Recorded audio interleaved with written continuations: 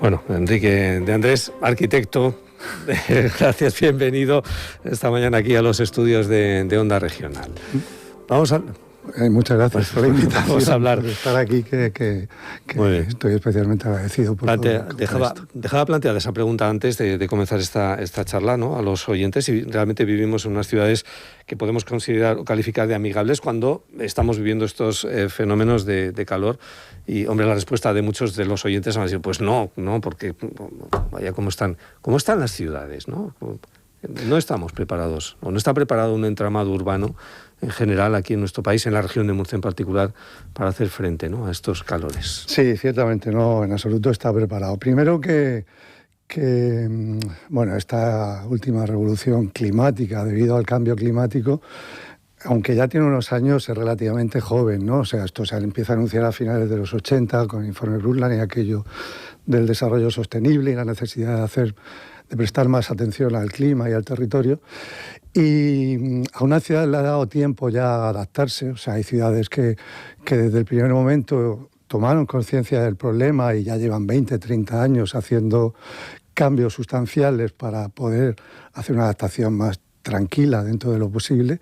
Ciudades que han conseguido rebajar las temperaturas de la propia ciudad a base de implementar verde, a base de crear territorio virgen dentro de la ciudad, ¿no?, que es en definitiva el que ayuda a mantener un ecosistema en unas condiciones adaptables.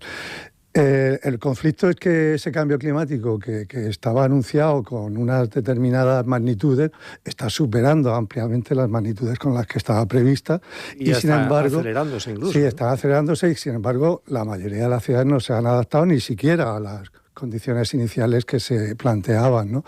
La ciudad desde principios del siglo pasado ha crecido de forma desmedida, ha crecido de una forma dura en cuanto al entendimiento del territorio donde está. Quiero decir, el elemento clave de la ciudad ha sido el hormigón, el asfalto, o sea, materiales que están precisamente contra o juegan a favor de ese aumento de temperatura, ¿no? Con lo cual la situación se ha ido agravando en cada momento más, ¿no? Conflicto, pues que la mayoría de las ciudades pues no han tomado o no hemos tomado medidas para poder adaptarnos de una forma menos dura a la situación que tenemos ahora mismo, ¿no?, que es invivible. Eso es en cuanto al planeamiento urbanístico, pero también los cascos urbanos de las ciudades, además de tener el casco antiguo, donde puede haber determinadas actuaciones urbanísticas, la gran eclosión fue en los años 60, 70, años 80 en las ciudades, entonces no se pensaba en el cambio climático. Los propios edificios, ya no solamente el planeamiento urbanístico, sino los propios edificios también no están pensados, ¿no?, para sí, en absoluto. Ir con las mínimas condiciones. Claro, sí, digo, es a partir de los años 80, 90 incluso, cuando se empieza a modificar pues los parámetros o los paradigmas de la construcción en cuanto a los modelos con que hay que trabajar, ¿no? El código técnico de la edificación es de finales del año 2000, o sea, 2007, 2008, por ahí es cuando entra en vigor, que es cuando realmente se toma conciencia desde la arquitectura de la eficiencia energética, de la necesidad de aislamiento superior a la que había antes con las normas tecnológicas, y hasta ese momento no hay ese cambio sustancial de hacer una arquitectura tratando de ser más adaptada al medio donde se inserta, ¿no? Pero el problema en definitiva es que la ciudad a lo largo de la revolución industrial ha ido creciendo de una forma desmedida y alejándose cada vez más del territorio donde estaba ubicada, ¿no? O sea, las ciudades nacen por unas determinadas condiciones favorables de un territorio, pero que se van perdiendo conforme la ciudad va creciendo y olvidando cómo es ese territorio, ¿no? Murcia es un ejemplo paradigmático en este caso, de ese distanciamiento, ¿no?, entre el sitio y cómo ha crecido la ciudad. Pero ¿y cuál es la solución, Enrique? ¿Qué hacemos? ¿Empezamos a plantar árboles? ¿Empezamos a hacer jardines? Hay una solución que es complicada, que es la marcha atrás. O sea, nosotros vivimos, el capitalismo en general, vivimos en base al progreso, al crecimiento continuo, y ese crecimiento ha tocado techo. Quiero decir que ahora es marcha atrás, ahora es decrecimiento lo que hay que plantear, ¿no? Hemos visto que en Murcia tenemos un problema evidente que no es de ahora, es de hace 1000 años, ¿no? Y son las inundaciones, ¿no? Pero si bien la ciudad nace con una vocación de adaptarse a esas inundaciones, que verás que en el periodo fundacional de la ciudad, ¿no?, en todo el el proceso de Al-Ándalus hasta la conquista y tal, pues no hay ni una sola queja de inundaciones, ¿no? O sea, la queja es cuando llegamos los cristianos y empezamos a actuar de una forma que no es coherente con el territorio, un territorio que se ocupa con unos criterios que venían del norte de África, de una situación muy parecida a la nuestra, ¿no? Con lo cual, pues es una ciudad amable. A mí me llama mucho la atención que leyendo sobre ese periodo islámico, hay un poeta cartagenero que se llama Cartasiani, que es de Al-Ándalus también, en el que hablaba de cómo la nobleza o las clases más pudientes consideraban Murcia como una ciudad de veraneo. O sea, el invernaje lo hacían cerca de la costa porque el mar suaviza las temperaturas, el clima es más amable, pero en verano se venían a Murcia, que era la ciudad ideal, porque tenía las acequias, tenía la huerta, tenía la fruta, tenía la riqueza que se planteó en el jardín del Andaluz, ¿no? Bueno, pues eso ya no existe, ¿no? O sea, aquí, incluso algunas residencias de verano, esto sí quiero recordar, hablando de Murcia, por ejemplo, de las pedanías de la zona norte de la ciudad, de Churra. Claro, las mínimas elevaciones eran tanto al norte como al sur, eran sitios... La zona de Churra que se llama Sarrat, la zona de Sarrat, ¿no? Donde se veraneaba también, pues está un poquito más alta que el propio corazón. Verdolaga ha sido lo mismo de subirse un poco. Estaban entonces más preparados, por poner un ejemplo que además que conoces muy bien porque fuiste uno de los promotores para poner en evidencia y en importancia. He leído lo que ahora se conoce como el tema de San Esteban, ¿no? Sí. El jardín de San Esteban. Ese barrio musulmán estaba mejor preparado para hacer frente entonces a las altas temperaturas que lo que puedan estar los edificios que ahora están encima o al lado del jardín de San Esteban.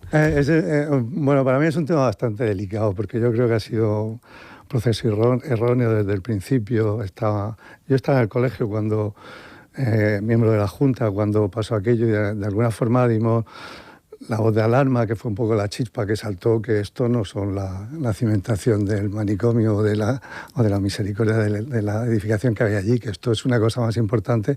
Y fue un poco cuando saltó la chispa que produjo todo ese rechazo social.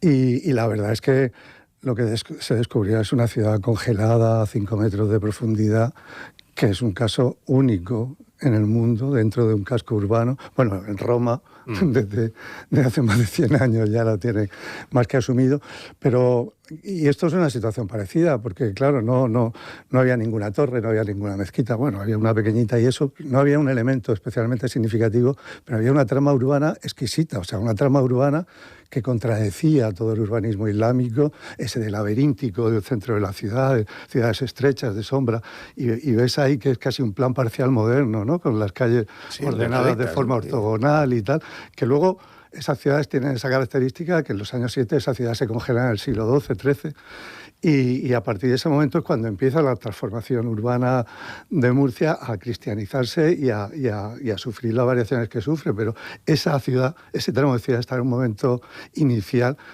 que yo creo que va a dar que estudiar, porque no se ha terminado la investigación sobre esa ciudad, ¿no? Que entendemos que es lo primero que se había hecho, se tenía que haber hecho en aquel momento, ¿no? Cuando se paró, y no ha sido 20 años de estar ahí un poco viéndola venir, 20 o menos, pero viéndola venir, y además ahora pues la solución típica de las ruinas al sótano y encima hacemos una placita que al final es un forjado con un hidropónico, un cultivo en hidropónico, pues complejo de mantener, complejo de crear sombra, teniendo solamente una lámina como base de sustrato. Y bueno, pues que ya planteábamos cuando nació que si no somos capaces vamos a dejarlo como está hoy, ya seremos en algún momento capaces de hacerlo. En fin, la solución de la Plaza del Romea, que me pareció muy inteligente, ¿no? De decir, bueno, sabemos que está ahí, lo dejamos, ahora me parece una oportunidad perdida, San Esteban. O sea, estaban por recuperar esa ciudad, que se viera cómo era una ciudad entonces y poco a poco pues ir entendiéndola, recuperándola y que no fuera un proceso de museo. Estas son las ruinas que hemos encontrado. No, esta es la ciudad que hemos encontrado y esta es la ciudad que poco a poco y en base a la investigación que se realizara y al conocimiento científico que hay, cómo era la vida en ese momento, pues ir reconstruyendo la ciudad y poco a poco pues bueno, tan espacio verde es esa ciudad como, o más que la plaza que se va a hacer encima, con lo cual, en fin, no sé, es una cosa personal que... Sí, me parece que te he tocado el corazoncito ahí sí, del proyecto con este tema. Lo decía, ¿no?, en el sentido, bueno, más amplio de lo que era el entramado urbano de las ciudades entonces, ¿no?, con las acequias, con esas calles más estrechas, ¿no?, que impedían, por un lado, la radiación solar en los momentos más duros. Todo eso no sé si eran más inteligentes que ahora, ¿no?, quienes ya se preparaban para esas circunstancias del clima, ¿no? No es que fueran más inteligentes, es que venían de una cultura milenaria, o sea, venían del Tigris, del Éufrates, del Nilo, que era el mismo problema que había aquí, unas crecidas descomunales y un espacio riquísimo agrario en torno a los ríos, ¿no? Entonces, allí ya habían aprendido, pues lo que tenemos que hacer es canalizar esos crecimientos del río, que es lo que hacen aquí, ese desbordamiento que se producía en el río, que era imposible, o sea, hasta que llega la cultura islámica del norte de África, nadie había sido capaz de colonizar el valle, o sea, las colonizaciones eran por los dos laterales, el Verdolay o la zona de Espinardo, donde aparecen ya ruinas romanas y tardorromanas, pero no pueden bajar al valle. Y lo que hace la cultura islámica del valle es lo mismo que en el Nilo. Vamos a diversificar el río, creamos varios cientos de canales a los laterales del río. El Valle de Murcia es que tiene una configuración curiosa porque los valles normalmente la sección tiene forma de V, o sea, abajo está el río y en los laterales crece. Murcia es una W. Y el centro por donde discurre el río es una terraza que está más elevada que los laterales. Claro, entonces la inundación de esos laterales cada vez que hay una crecida es permanente, ¿no? Entonces la inteligencia o el conocimiento fue, este agua primero la podemos canalizar para regarla, pero luego la podemos sacar también con los azarbes, ¿no? O sea, que el azarbe al final es una red de drenaje que lo que hace es sacar el agua del río. Y lo que hacen es dejar la huerta libre, no colonizarla. O sea, son caseríos en los puntos más altos y además con una conciencia de que había peligro allí, o sea, de saber cómo se comportaba el territorio. Volviendo al planeamiento urbanístico y a las altas temperaturas, bueno, se han intentado y se intentan diversas iniciativas. En algunos puntos he experimentado con asfaltos que son capaces de no irradiar tanto calor, sobre todo ya durante la noche, que es cuando el calor de la ciudad, por decirlo así, sale hacia arriba, o estas iniciativas de colocar toldos en las calles. No sé, en su día se especuló con las cubiertas vegetales en los edificios. No sé qué te parecen todas estas medidas, sí, y si son realmente efectivas o no. Sí, son efectivas. Vamos a ver, esas medidas no surgen de la nada. Es una directiva europea, directiva que ya tendrá desde 2011, 2012, que se llama Infraestructuras Verdes, que Infraestructuras Verdes llama... las infraestructuras clásicas de ingeniería se llaman infraestructuras grises porque están construidas con hormigón, hierro y tal. Las infraestructuras verdes lo que hace es aprovechar los recursos que nos aporte la naturaleza, o sea, los ecosistémicos, ¿no? O sea, todos esos servicios, el agua de lluvia, el verde, la fotosíntesis, la polinización, todo eso que nosotros seríamos incapaces de hacer por nosotros mismos y la naturaleza nos da hecha, ¿no? Entonces, de alguna manera, la infraestructura verde lo que trata es de aprovechar esos servicios e implementarlos en la ciudad. Es una infraestructura más, ¿no? Entonces, lo que se hace es, si aquí tenemos unas plazas que ya están funcionando como infraestructura verde, porque tienen suelo libre, suelo filtrante, vamos a conectarlas. O sea, vamos a crear unos corredores que sean capaces de unirlas, que sean capaces de trabajar también con un sistema periurbano verde. Es Vitoria, o sea, Vitoria es el ejemplo, ¿no? Que a su vez está conectado con los espacios, con las reservas naturales del exterior y al final creas una red verde que lo que hace es una conectividad territorial que mejora el terreno. Enrique, me estás poniendo a Vitoria, que estamos en el norte peninsular, las condiciones climatológicas ya son distintas.